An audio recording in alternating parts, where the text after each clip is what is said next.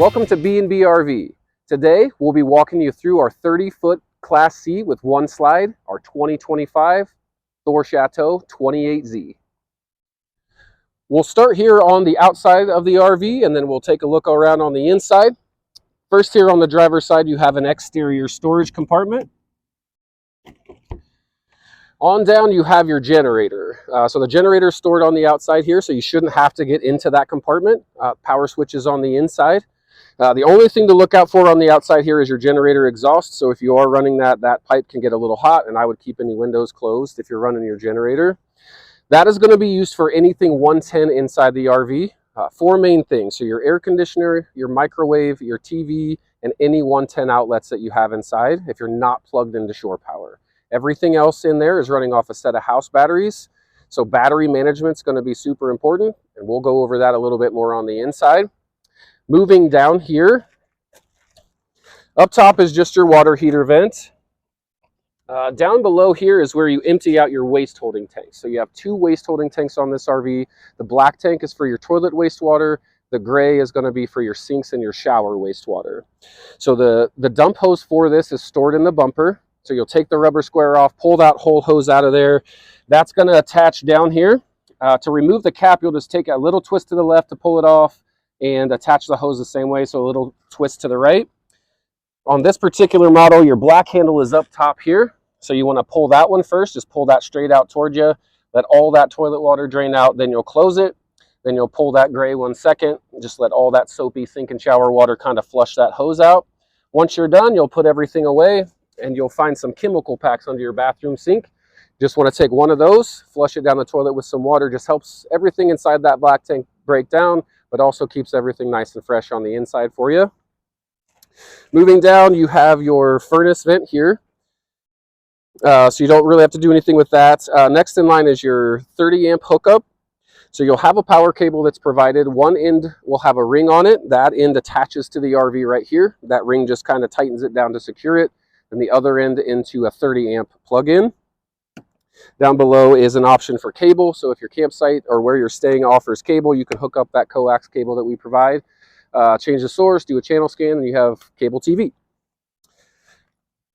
Down below here is where your propane is stored. Few items that run off the propane are your water heater, your furnace, your stovetop burners, and your gas oven. To refill the propane, you're just going to take it to a designated fill station. Some truck stops have them, hardware stores, things like that. A quick Google search, you can find that out. This unit takes just regular unleaded fuel, so no matter what package you have, you will have to refill the fuel before bringing it back. A couple options here for water. So this one here, this is your black tank flush, so you just want to avoid that one altogether. Up top, we have the tank fills. So you have a 40-gallon freshwater tank on here. To refill that, you're just going to unscrew that cap. You'll put the hose in there, then it'll pour out of there once it's full.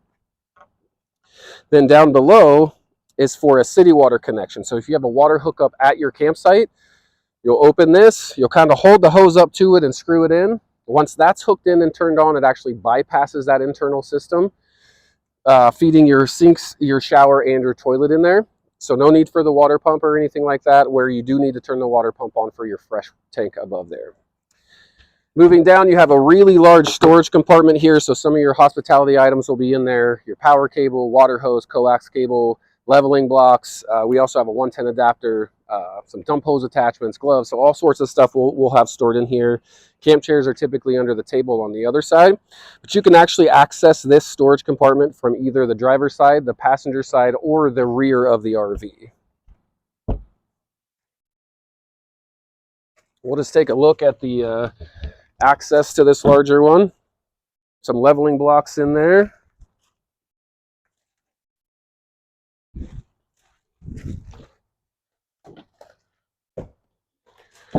And then again on this side, you'll have a pull-out table and have some camp chairs underneath there.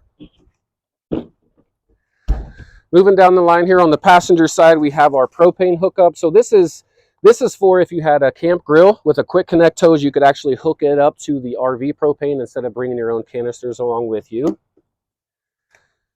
This is an outdoor shower sprayer. So it has a little quick connect hose on there. You just pull that guy out. connect that, and then you have a sprayer on the other end here. Below that outdoor sprayer, we have another storage compartment.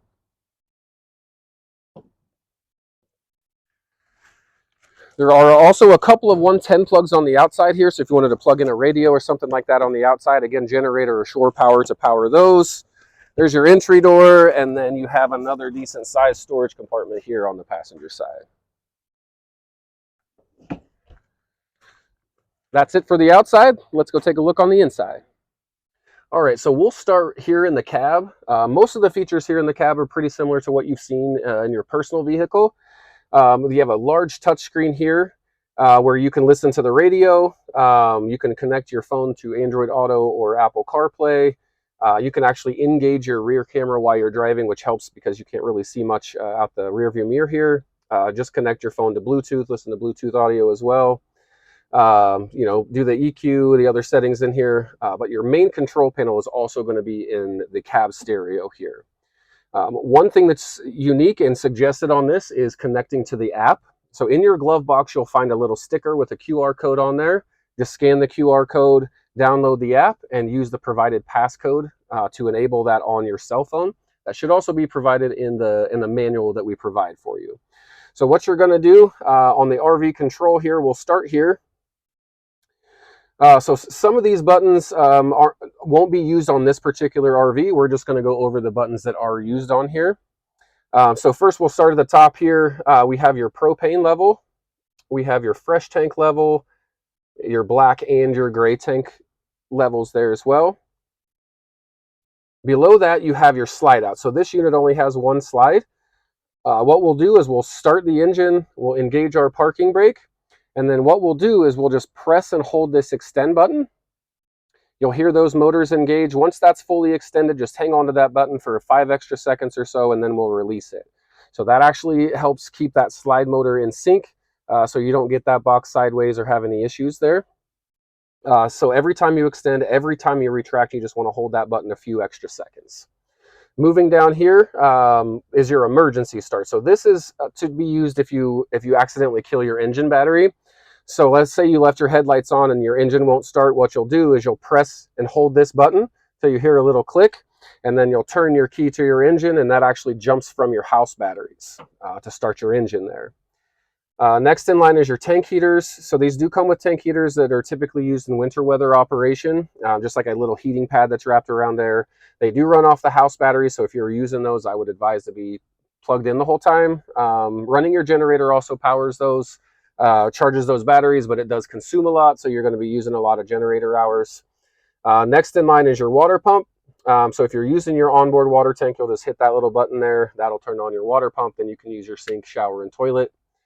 The water heater, they do have controls on this panel, but those are non-functional for the rest of the RV. One other thing we like to point out in the cab area is the tow haul button or the manual mode. So if you're going up through the mountain passes and you feel like you don't have enough power from your engine, you can simply press the tow haul button on the end of the gear shift there, and it'll automatically drop you down a gear. You can also put it into manual mode. So if you take the gear shift from drive and just drop it into the M, there's a plus and a minus sign on the gear shift here, so you can actually manually shift those down as needed. Both for going up the mountain to get a little bit more power from your engine, and also coming down the mountain to help with that braking. Moving inside your main entry door, we have a few controls down here we'll talk about. First, we'll start off with this little circle with the several lights on there and the button. So this actually pairs with the cab stereo, so you can quickly see if your battery is good, your fresh tank is full, and then if your black and your gray tanks are empty or full. So the way it works is if it's green, then it's good. So your battery is good, your fresh is full. Once you use up the fresh, that'll turn to a red light, letting you know that you need to refill that. The black and the gray tanks are opposite. So when they're empty, they'll be green. And then once you fill them up, they'll turn red, and it's time to dump those.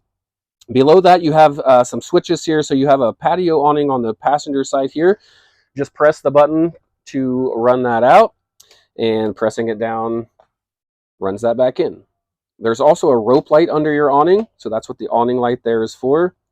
You have a rope light under your step on the outside here as well.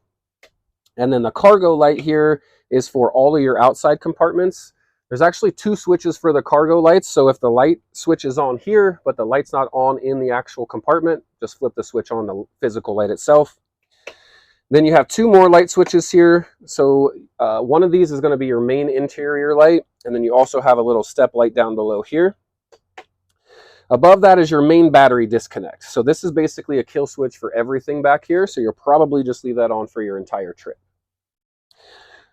Lastly, we have what we have here is a solar controller.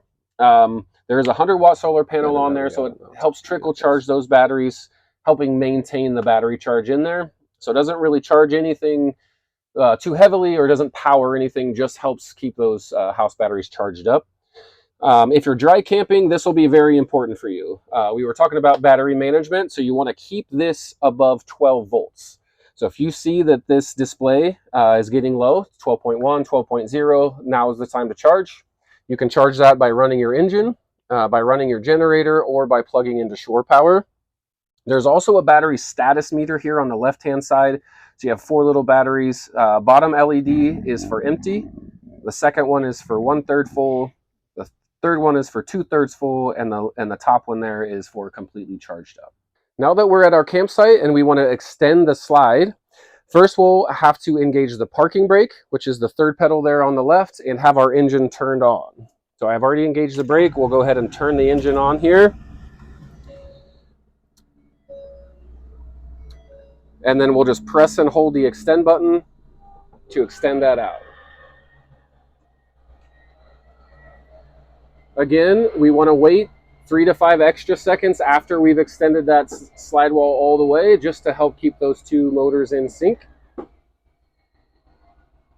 And there we go. The 28Z comes with 4 separate beds. The first bed is your cab over bed here. You'll see there's a pad that's on top here. This piece just pulls forward, slides into place, and now you have a bed. There should be a ladder in the master bedroom closet that retracts and hangs onto the hooks on the front of the bed there. Over on your passenger side, you also have a sofa with 3 seat belts in there. This also converts into a bed. So you just want to push those seat belts through.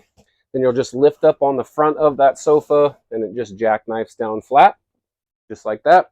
And to put it back into a sofa, you just lift up the foot and then lay it back down. On the driver's side, we have a 4-person dinette. There is 2 seat belts, so 1 in the middle on either side. To convert this into a bed, first you'll pull these cushions out of the way here. You have a little lever underneath the table that you'll want to release, and then just press down on the table kind of toward the wall here. Once that's set down, you can just put these cushions down into place like so to complete that bed. Moving down from your dinette into the kitchen area, we have a cabinet on this side with a couple of drawers, some storage under your kitchen sink, and then a nice size sink here. You also have a couple of overhead cabinets for some extra storage. Microwave works just like it does at home, but again, you have to have your generator on or shore power in order for that to work. Below that, you have a 3-burner stovetop and then an oven. So for the stovetop burners, the first thing you want to do is move this glass piece out of the way. That's just a cover, not a cooktop. To light the burners, what you'll do is you will pick the burner that you want, just turn it to the flame position, and then just hit the spark button a couple times until that burner lights up. For the oven, you actually have to light the pilot light. So the last knob here, you'll turn that to the flame position, push in on that knob, and then you'll have to turn that spark button quite a few times just to get that pilot light lit. Once you see the pilot light is lit, then we can turn it and select our temperature. Then you'll see that whole burner light up underneath there, and then you're ready to go. On the wall across from your kitchen is your thermostat. So this is where you're going to turn on your air conditioner and your furnace. So to turn on the AC, you'll just press that button until the mode is flashing. Just turn that knob until you get to cool. Press it again. Then it'll ask you what your fan setting. So you have high or low there. Once you have that chosen, just click it again. Then it should kick in. You can also turn the knob to set the temperature that you would like. To turn it back off, you just do the opposite. So you'll click it again, turn the mode to off, click, turn the fan to off, and then click it again. Same with your furnace. You'll just click it to get to the mode. Go to heat, click on it, and then use the dial to set your temperature. Again, the air conditioner does require 120 volt power, so you do have to be plugged into shore power or running your generator to use the air conditioner. The furnace itself runs off of the house batteries with the blower, and then it uses propane for the heat. Moving further back to the RV, we have a nice size 12 volt refrigerator. So this will run off your house batteries 100% of the time. So again, if you're dry camping, that's why battery management is going to be so important. Making sure that stays above 12 volts or higher. Otherwise, you'll lose your refrigerator. There is a safety latch on here that keeps it from flying open while you're driving. So you'll just want to make sure that's moved out of the way. Down below, you have a nice size refrigerator and then a decent size freezer up top. Across from your refrigerator, you'll find your bathroom. So as you can see, it's a nice size shower. I'm 6'1", so plenty of space in here. You have a pedal flush toilet down here and also a sink. And then you have a vent fan in the ceiling here as well, so all the comforts of home. This unit does come with a tankless water heater. So for your kitchen sink or any of the items in here that you need hot water, that control panel is going to be in here. Basically, you're just going to press the red button until the green light comes on, and then use those two arrows to adjust your temperature.